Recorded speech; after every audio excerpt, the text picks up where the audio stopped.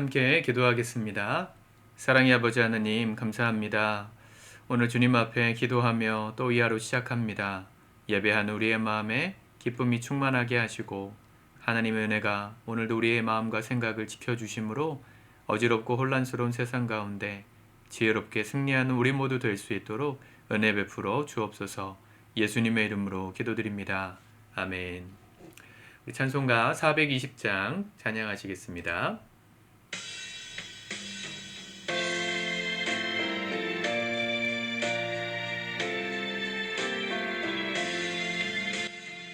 너 성결케 위해 늘 기도하며 너 주 안에 있어 늘 성경 보고 온 형제들 함께 늘 사귀면서 일하기 전마다 너 기도하라.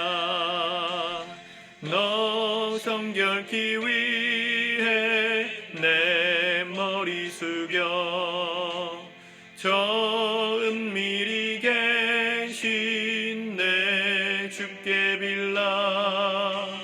주 사귀어 살면 주 닮으리니 널 보는 이마다 주 생각하리.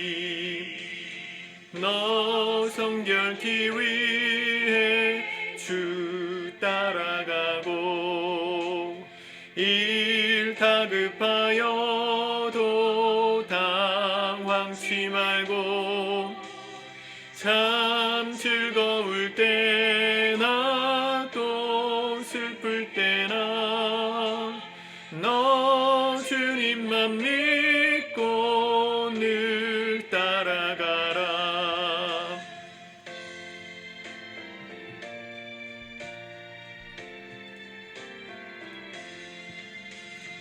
너 성결케 위해 늘 기도하며 너 소원을 주께 다 맡기어라.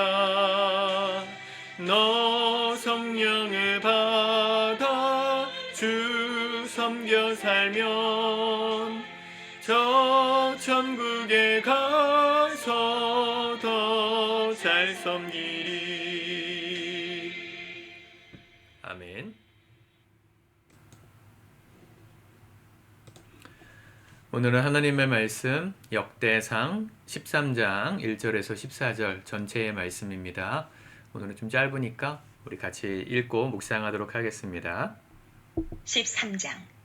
다윗이 천부장과 백부장 곧 모든 지휘관과 더불어 의논하고 다윗이 이스라엘의 온 회중에게 이르되 만일 너희가 좋게 여기고 또 우리의 하나님 여호와께로 말미암았으면 우리가 이스라엘 온 땅에 남아있는 우리 형제와 또 초원이 딸린 성읍에 사는 제사장과 레위 사람에게 전령을 보내 그들을 우리에게로 모이게 하고 우리가 우리 하나님의 궤를 우리에게로 옮겨오자. 사올 때에는 우리가 궤 앞에서 묻지 아니하였느니라. 하매 못 백성의 눈이 이 일을 좋게 여김으로 온 회중이 그대로 행하겠다 한지라. 이에 다윗이 애굽의 시홀 시내에서부터 하맛 어기까지 온 이스라엘을 불러 모으고 기럇 여아림에서부터 하나님의 궤를 메어오고자 할세. 다윗이 온 이스라엘을 거느리고 바알라 곧 유다에 속한 기럇 여아림에 올라가서 여호와 하나님의 궤를 메어오려 하니 이는 여호와께서 두 그룹 사이에 계심으로 그러한 이름으로 일컬음을 받았더라. 하나님의 궤를 새 수레에 싣고 아비나답의 집에서 나오는데 오사와 아히오는 수레를 몰며 다윗과 이스라엘 온 무리는 하나님 앞에서 힘을 다하여 뛰놀며 노래하며 수금과 비파와 소고와 제금과 나팔로 연주하니라. 기돈의 타작마당에 이르러서는 소들이 뛰므로 오사가 손을 펴서 궤를 붙들었더니 오사가 손을 펴서 궤를 붙들므로 말미암아 여호와께서 진노하사 치심에 그가 거기 하나님 앞에서 죽으니라. 여호와께서 오사의 몸을 찢으셨으므로 다윗이 노하여 그곳을 베레스 오사라 부르니 그 이름이 오늘까지 이르니라. 그날에 다윗이 하나님을 두려워하여 이르되 내가 어떻게 하나님의 궤를 내 곳으로 오게 하리요. 하고 다윗이 궤를 옮겨 자기가 있는 다윗성으로 메어들이지 못하고 그 대신 가드 사람 오베데돔의 집으로 메어가니라. 하나님의 궤가 오베데돔의 집에서 그의 가족과 함께 석 달을 있으니라. 여호와께서 오베데돔의 집과 그의 모든 소유에 복을 내리셨더라. 아멘. 하나님의 궤, 법궤, 여호와의 궤, 이렇게 불리는 그 거룩한 하나님의 교회가 출애굽 당시부터 있었습니다.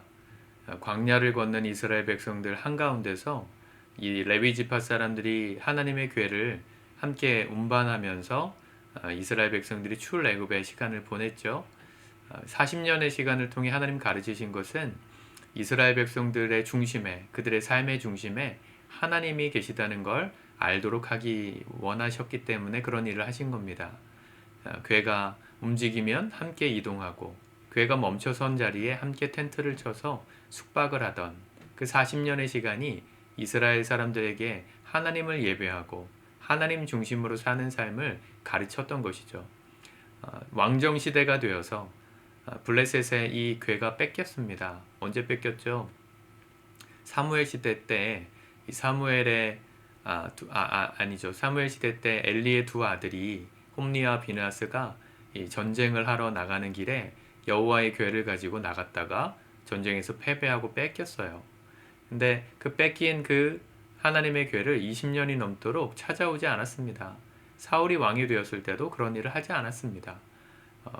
하나님께서 전쟁에 승리하는 어떤 뭐랄까 미신적인 역할로 이 교회를 사람들이 생각할 때는 사람들의 이 진노가 하나님께서 싸우지 않으시고 패배하는 일들을 벌이셨는데, 이 교회가 이 블레셋 땅에 들어가면서부터는 어떻게 했어요? 대신 하나님의 영광을 드러냈죠.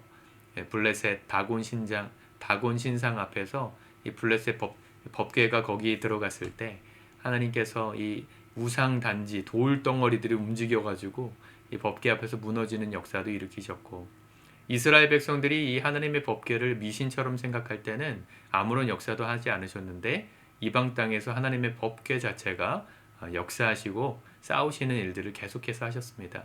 다윗의 때가 되어서 이 법궤를 다윗성으로 들여와야 되겠다, 이 거룩한 일을 결심하고 실행했죠. 근데 한 가지 배워야 될 점은 다윗 혼자 그렇게 생각한 게 아닙니다. 1절 다윗이 천부장과 백부장 곧 모든 지휘관과 더불어 의논하고, 함께 의논하는 리더, 좋은 리더입니다. 제가 몇 주 전에 설교했지만 한 나라를 세운 유방이 육고의 조언을 받아들여서 나라의 기틀을 세울 고민을 하게 하고 토론을 하게 했다 그랬잖아요. 리더는 그런 사람이어야 합니다. 공교롭게도 제가 이 영상을 녹화하는 오늘은 대선이 있는 날입니다. 대선 투표가 있는 날이에요. 투표를 통해서 이제 곧 저녁이 되면 대통령이 누가 될지 결과가 나오겠죠. 아마 이 영상을 보시는 지금 시점에는 이미 나왔겠죠. 여러분들이 지지하는 분이 되셨습니까? 아닙니까? 누가 리더가 됐든 대통령은 혼자서 나라를 다스리는 사람이 아닙니다. 함께 세워진 통치 권한을 맡은 각 부처의 수장들과 더불어 의논하고, 특별히 나와 의견이 다른 사람들과도 함께 의논할 수 있는 그런 열린 리더가 되기를 진심으로 바라봅니다. 그럴 때 나라가 발전하고 나라가 하나가 되는 거죠. 2절 온 회중에게 이르되 만일 너희가 좋게 여기고 또 우리 하나님 여호와께로 말미암았으면. 자, 사람들이 다 동의해요. 모두가 오케이 했어요. 그걸로 끝이 아닙니다. 영적인 리더, 하나님이 세우시는 리더는 사람들의 의견만 물어봐서 하는 게 아니고요, 하나님도 좋게 여기시는 걸 따라가는 겁니다. 하나님의 뜻과 사람들의 생각이 일치할 때, 항상 그럴 수는 없을 수 있어도 리더는 이 두 가지를 일치시킬 때 움직이는 사람이어야 합니다. 그래야 탈이 없어요. 그래야 함께하는 사람들의 마음에 하나님의 영광이 드러나요. 여러분들의 인생도 그러셨으면 좋겠습니다. 무언가를 결정하시고 또 실행하실 때 가족들끼리도 충분히 상의하시고요. 또 기회가 되면 저와도 상의하시고요. 영적인 리더인 저와도 함께 고민을 나눠주시고, 그리고 사람들이 다 좋게 여길지라도 하나님 앞에 기도하는 가운데 주님이 주시는 마음이 불편하다면 과감하게 멈춰 설 수 있는 그런 사람이 진짜 성숙한 그리스도인입니다. 하나님의 뜻과 사람의 뜻을 항상 물으면서 겸손히 결정함으로 하나님의 영광을 드러내는 저와 여러분들이 됐으면 좋겠습니다. 그런데 이렇게 하나님이 원하시고 사람들이 원하는 이 모든 일이 일치됐음에도 불상사가 생겼죠.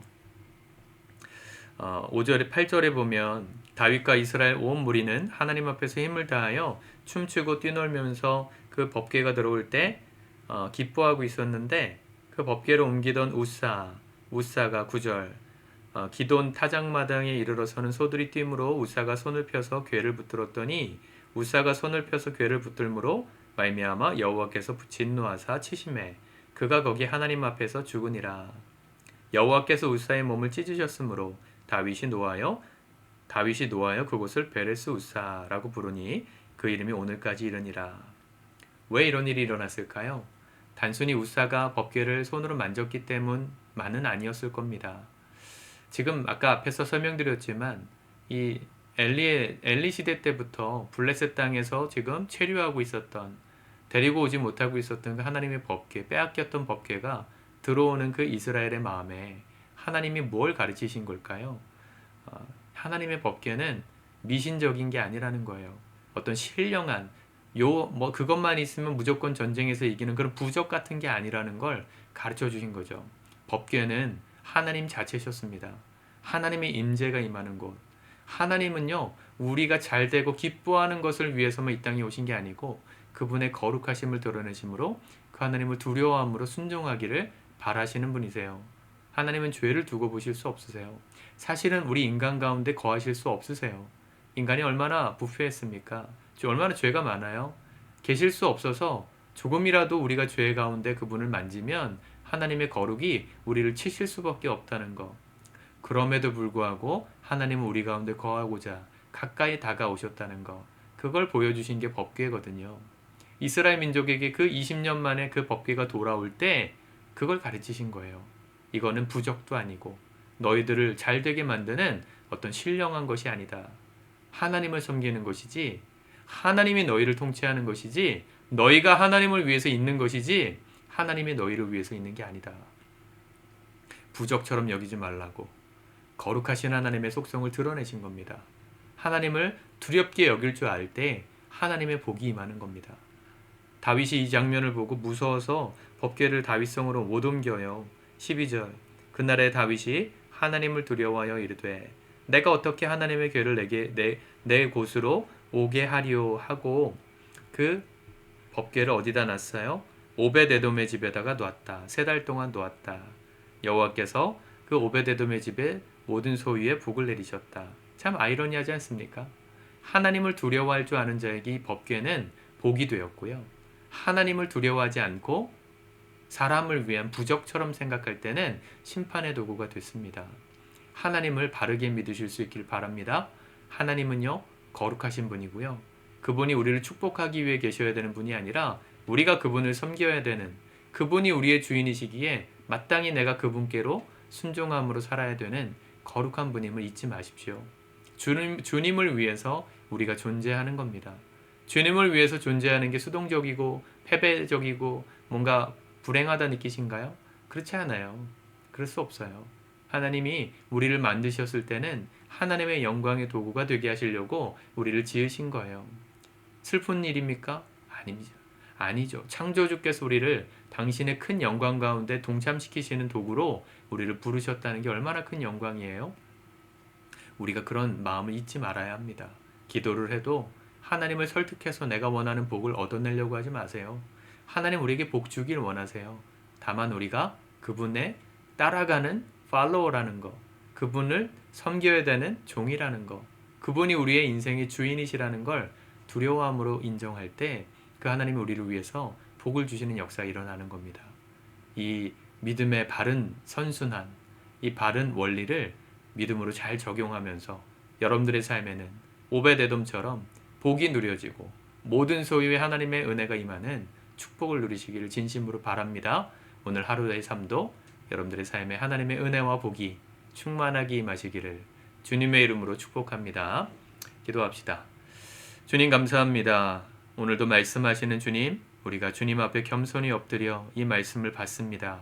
우리를 위해서 우리에게 복 주시고자 존재하시는 부적 같은 하나님이 아니라 우리의 삶의 전 존재이시고 우리가 마땅히 따라야 되는 우리의 주인이심을 우리가 겸손히 인정합니다.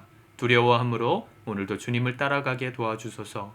주님과 함께 거함으로 우리의 삶에 하나님의 놀라운 축복이 임하는 것들을 우리의 삶을 통하여 경험할 수 있도록 은혜 베풀어 주옵소서. 하나님의 생각을 우리의 생각에 맞추기 위해 애쓰는 삶이 아니라 하나님의 뜻을 이루기 위하여 우리의 작은 소원도 내려놓을 줄 아는, 주님께 순종할 줄 아는 진정한 그리스도인들 다 될 수 있도록 축복하여 주옵소서.